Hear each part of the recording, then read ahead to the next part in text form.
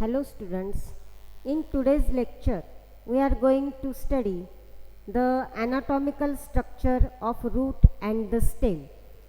In previous video we have completed about the anatomy of tissue systems. In this video we will see about the anatomy of root and the stem. First we will see about the root. As you know that the root is the absorbing organ of the plant body, and anatomy means what? The anatomy means internal structure of the stem or the root or any organ is called as anatomy. In case of dicot plant and monocot plant, it shows the difference, and that we will have to see in this video.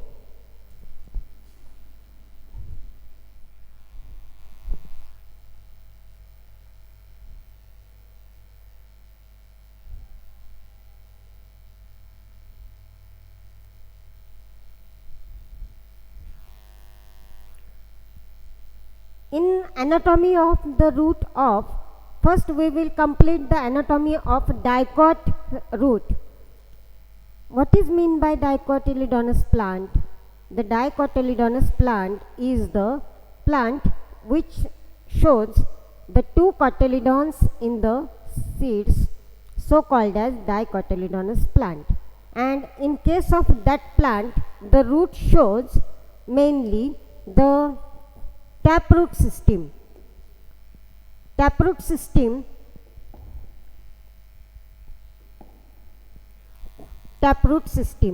this one called as taproot system, which is the, here see, taproot system means what?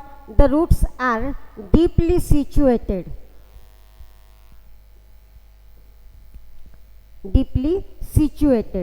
and the main function of the root is the absorption of water and minerals. So in dicot plant, which layers are present in the anatomical structure, that we have to see. So look at this figure.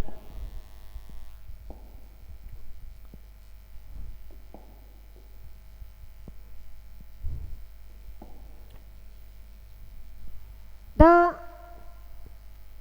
TS of monocot root. In case of monocot root and dicot root, we are discussing about the difference in between that.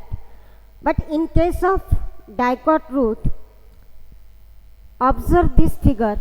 The hair-like outgrowth is present on the epidermis. This outermost single layer of the cells is without cuticle.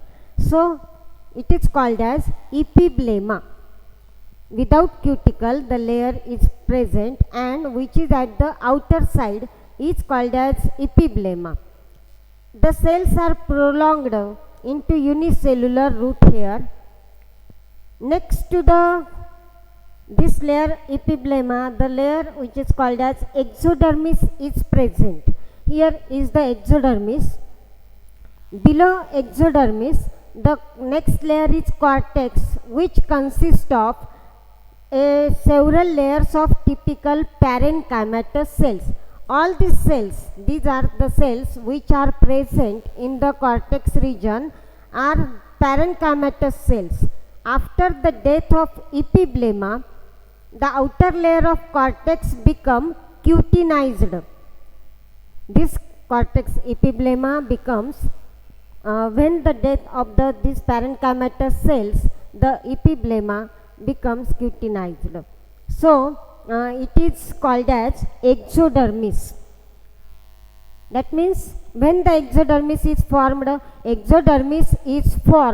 when the death of the parenchymatous tissue takes place. Next layer, a single layer of parenchymatous layer is present, and pericycle region, this one is the below endodermis. At the center, endodermis layer is present, and endodermis cells are barrel shaped radial walls present and Casparian strip or the Casparian bands are present.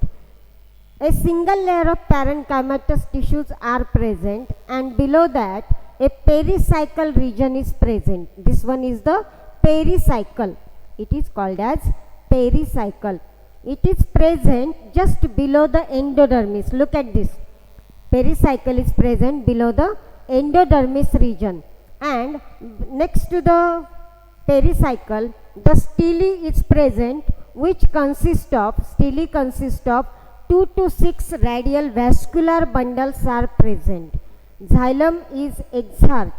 Based on the number of the groups of xylem and phloem, stele may be diarch or hexarch. Diarch means what? There are 2 number, and hexarch means 6 vascular bundles are present. In this way, this consists of a region called as stele, which consists of 2 to 6 number of the vascular bundle.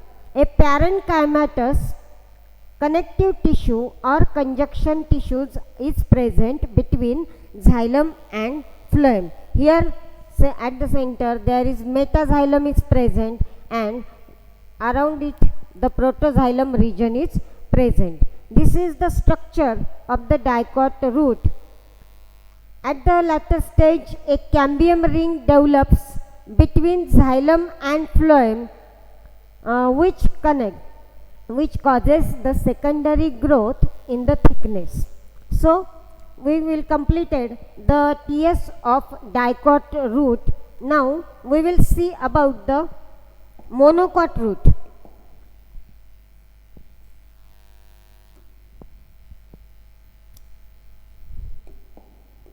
In case of monocot root, TS of monocot root, you know that what is meant by monocot root? The plant which consists of a single seed is present. Cotyledons are not separated, so it is called as monocot root, and in case of that plant the root is monocot root. In case of the TS, look at this figure. This one is the figure, monocot root figure.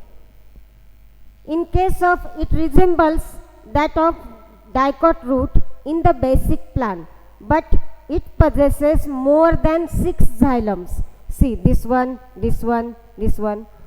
More than 6 xylems are present, and pith is large. In case of pith region, this one, this is called as pith, and this pith is larger and well developed, and secondary growth is absent in case of monocot root. That is the main difference in between dicot root and monocot root. That is, secondary growth is absent, and here in case of dicot root the secondary growth is present. Other regions are present as that of the dicot roots, that is presence of root hair like outgrowth. Outermost is epiblema.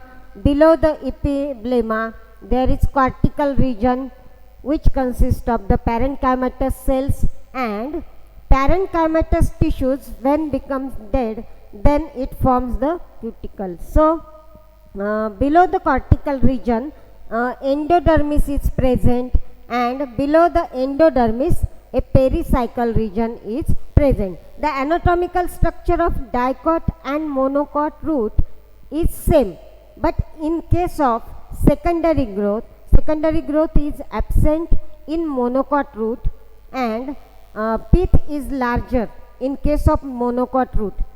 That are the main differences. Thus, in this video, we will completed about the anatomical structure of dicot root and monocot root.